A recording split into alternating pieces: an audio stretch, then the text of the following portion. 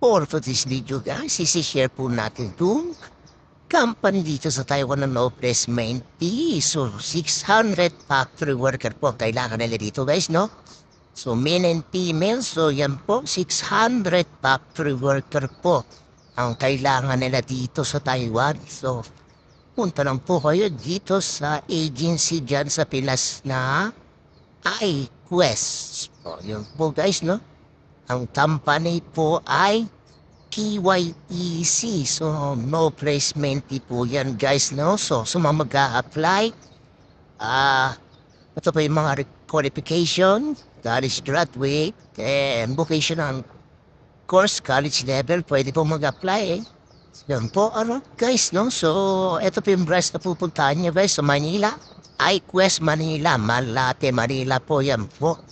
Isa po yun sa mga branch nila sa Manila. Isa po sa Iligan City. So, apat po yan, no? Apat na branch po ang iQuest. So, pangatlo po ay Dumaguete City. So, yan po yung mga branch po nila. At pang-apat po sa Dagupan, no? So, apat po ang branch ng iQuest. Mag-apply ng po kayo sa iQuest. Ang company po ay KYEC, guys, no?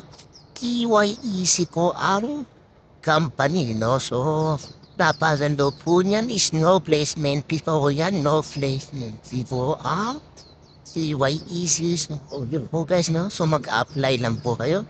Ito lang po kayo requirements nyo katulad ng passport, PSA, NBI, E-Reg, TIOS. Yun po yung mga kailangan, no? Yeah. So, pare-ready lang po bago kayo punta sa agency para ho, line up po kayo sa KYEC, no? So, ang agency po, inulit po ay iQuest, no?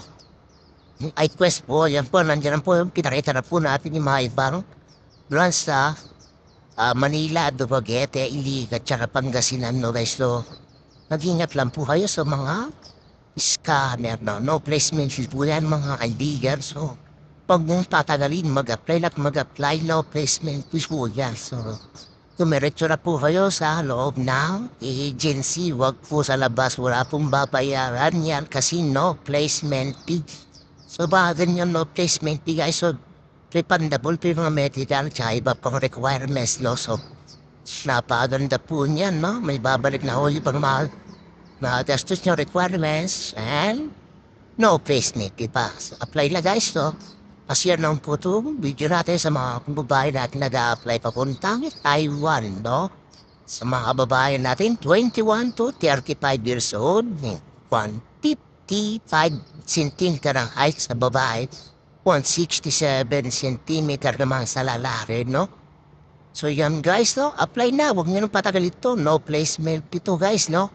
So napaganda po niyan, no placement, inulit po natin, iQuest agency po ang pupuntaan ng pag-apply sa KYEC. Yan po may hawak na agency sa Pilas ng iQuest. So, good luck and ganda sana makapasa lahat and bye-bye.